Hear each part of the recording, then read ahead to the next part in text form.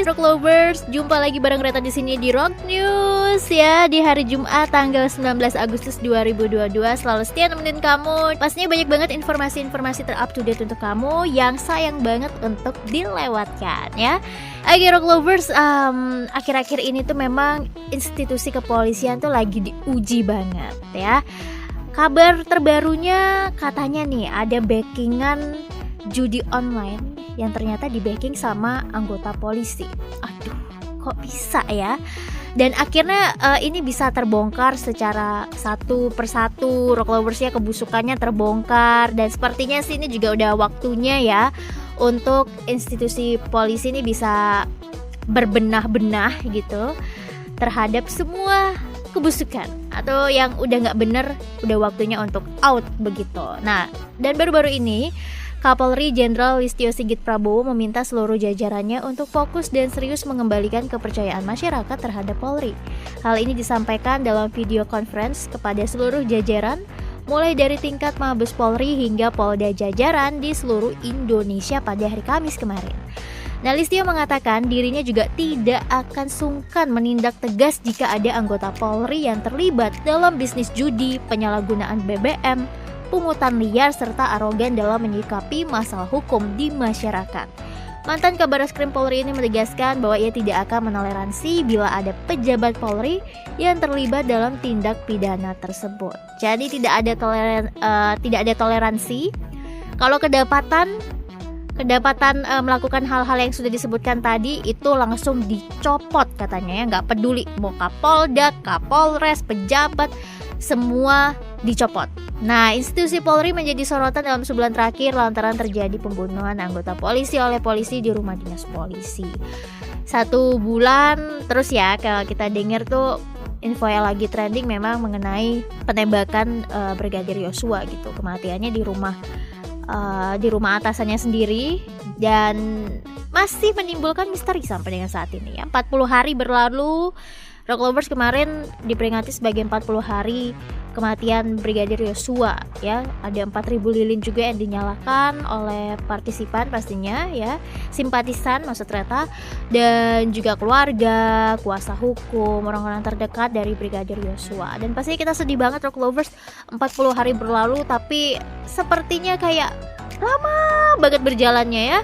Semoga aja sih benar yang sudah dijanjikan oleh Kapolri, semua kasusnya ini akan dibuka secara terang benderang, tidak ada yang ditutupi, dan dia mau mengembalikan semua kepercayaan dari masyarakat. Ya semoga aja. Mungkin dari kasus ini Rock Lovers ya, memang sedih ya kalau kita dengar nih Rock Lovers harus istilahnya mengorbankan 1 orang yaitu Brigadir Yosua untuk mengungkapkan seluruh kebusukan yang ada yang mungkin sudah berdiri bertahun-tahun lamanya. Oke? Dan pastinya semoga keluarga juga diberikan kekuatan selalu. Gak mudah pasti Rock Lovers ya mendengar kita yang bukan keluarganya aja, dengar kronologinya tuh aduh kayak menyayat hati banget, apalagi keluarganya ya.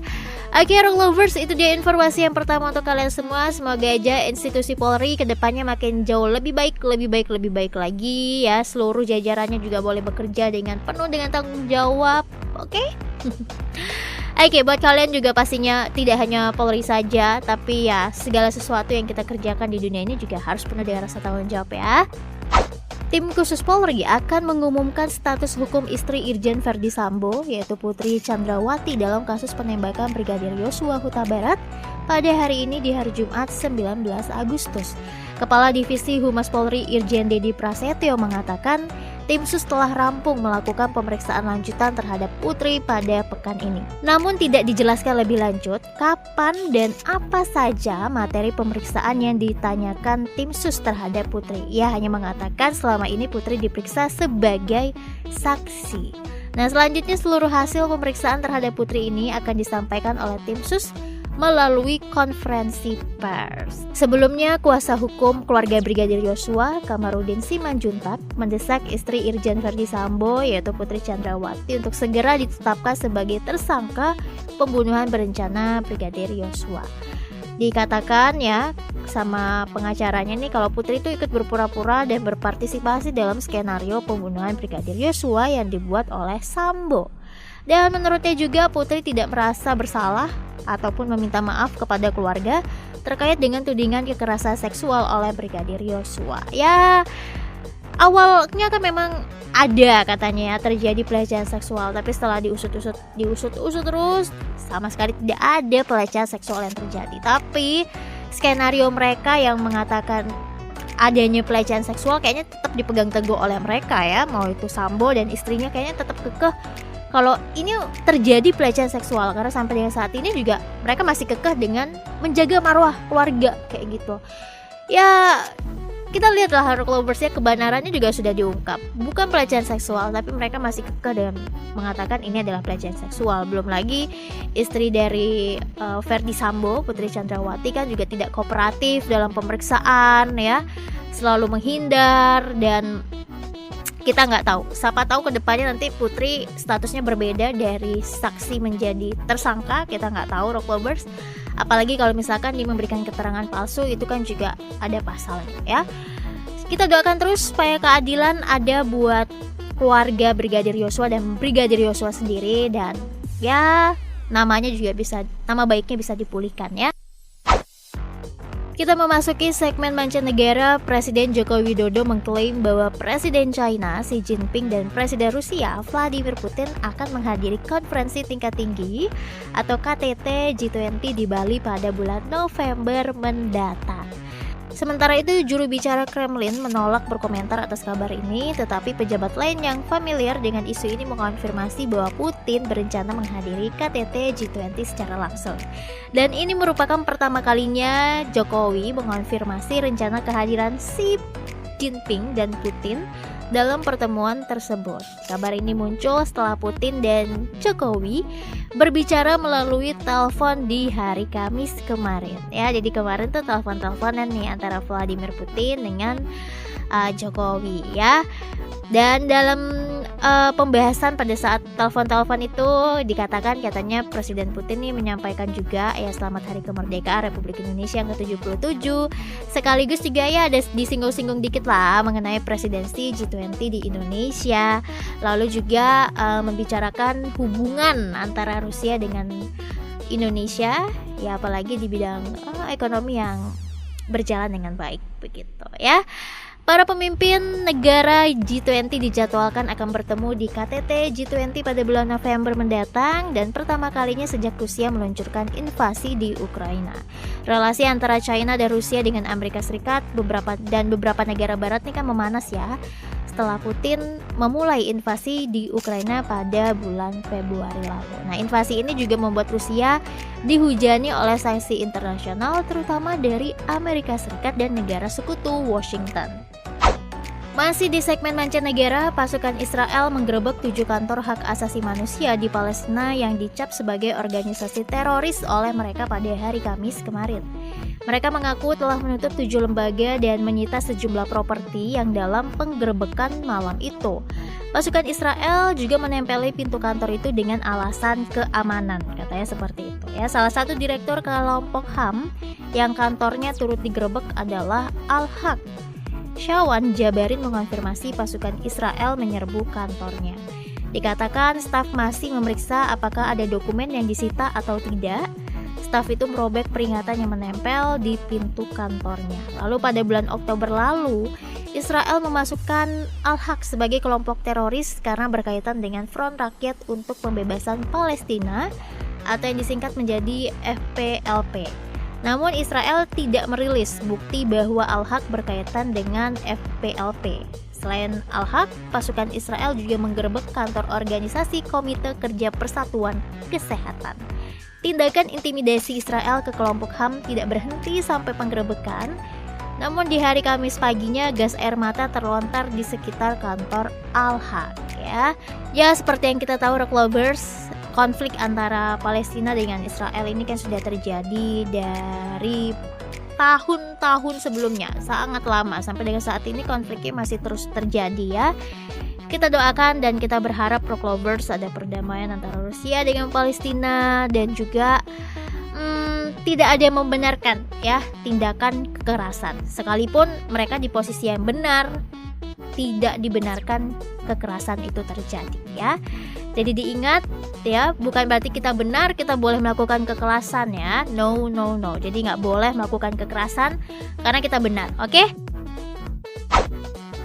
Oke, ini juga nggak kalah dibicarakan ya mengenai bensin guys, BBM. Presiden Joko Widodo khawatir kenaikan harga BBM subsidi, Pertalite maupun solar akan membuat inflasi meledak. Karenanya, beliau mengaku masih menahan harga BBM subsidi meskipun harga minyak mentah dunia sudah melambung tinggi. Caranya dengan memilih opsi menambah anggaran subsidi energi. Menurutnya dengan harga minyak mentah dunia saat ini, harga keekonomian Pertalite di kisaran Rp17.100 per liternya. Dan faktanya Indonesia masih menjual Pertalite Rp7.650 per liternya. Jauh banget ya, jauh banget sih. Begitu pula dengan solar yang harga keekonomiannya saat ini di kisaran Rp19.000, tapi di Indonesia sendiri masih dijual dengan harga Rp5.150 per liter oleh Pertamina. Ini kan sudah banyak banget ya, ditanggung subsidinya tuh besar banget loh. Perbandingan harganya jauh soalnya. Sementara negara lain di dunia sudah mengerek harga Pertalite menjadi Rp17.000 per liter, bahkan ada yang dibanderol hingga kisaran Rp31.000 per liternya. Gak cuma Pertalite dan solar, Pertamax pun harganya masih disubsidi sehingga hanya dijual Rp12.500 per liternya. Padahal harga keekonomiannya mencapai Rp17.300 per liternya. Keputusan yang diambil oleh pemerintah ini untuk mempertahankan harga inilah yang membuat anggaran subsidi membengkak menjadi Rp502,4 triliun dari yang sebelumnya Rp170 triliun ya. Dan katanya ada plus minusnya atau daya beli masyarakat yang menjadi turun atau lari lagi ke growth yang menjadi turun karena konsumsi rakyat yang menurun. Ini pilihan-pilihan yang katanya Pak Jokowi ya, memang sekali lagi dunia dalam keadaan sulit dan kita pun berada dalam posisi itu ya. Dan ya kita hanya bersyukur memiliki keuntungan harga komoditas, katanya beliau begitu ya. Jadi nggak mudah banget loh guys ya. Ya kalau dinaikin 1.000, 2.000 ya it's okay lah, jangan terlalu wah ini kenapa dinaikin, karena memang harga di pasaran itu mahal banget dan kita dapat harga segitu tuh udah yang paling murah banget dibandingkan negara-negara lain ya. Jadi ingat guys, ya nggak susah bukan hanya kita, tapi yang susah tuh seluruh dunia guys. Jadi bukan 1-2 negara, tapi seluruh dunia juga sedang mengalami kesulitan ya. Semoga aja Indonesia bisa melewati masa-masa yang sulit ini. Tetap berdoa, tetap berharap juga, dan tetap berpikiran positif ya guys ya. Oke, dari entertainment kabarnya ada Happy Salma yang mendapat tantangan sulit ketika harus memerankan tokoh Nana dalam film berjudul Before, Now, and Then. Film berlatar belakang tahun 60-an ini garapan sutradara Kamila Andini sepenuhnya menggunakan bahasa Sunda. Namun Happy Salma ini memang orang Sunda ya, tapi agak kesulitan guys ketika berperan dalam film ini. Pasalnya ia melihat ternyata ada jarak yang cukup jauh mengingat film ini berlatar belakang tahun di mana transisi kepemimpinan Soekarno beralih ke Soeharto. Jadi ada tantangan-tantangannya nih guys, walaupun Happy Salma sendiri orang Sunda gitu, tapi ya sulit juga ya ketika memerankan menjadi orang Sunda seutuhnya. Bahasanya sih guys yang lebih kayaknya dapat kesulitan, dan juga kan ini perannya di tahun 60-an ya, berlatar belakang 60-an, tahun 60-an gitu. Nah juga situasi pandemi COVID-19 ini menjadi hambatan bagi Happy Salma ketika proses syuting berlangsung. Ya meski begitu sebagai aktor Happy Salma tetap menjalankan kewajibannya dan memainkan peran dengan apik untuk film Before, Now, and Then. Wah keren loh film ini Before, Now, and Then ini, karena rekor Muri ya, Museum Rekor Dunia Indonesia atau Muri bakal menganugerahkan Before, Now, and Then sebagai film Indonesia pertama yang menggunakan bahasa Sunda untuk keseluruhannya. Jadi ini yang Sunda Pride ya guys ya, dan yang lagi mau belajar bahasa Sunda kayaknya bisa deh nonton Before, Now, and Then ini. Seru. Seneng ya rasanya kalau kita nonton film yang seluruh penggunaannya tuh menggunakan bahasa-bahasa daerah. Seenggaknya kita juga bisa tahu, oh ternyata gini ya cara bicaranya, oh bahasanya ini artinya begini gitu. Seneng aja sih kita bisa belajar kekayaan budaya kita ya. Oke, congratulations pastinya juga untuk film Before Now and Then. Penasaran banget ya gimana ceritanya.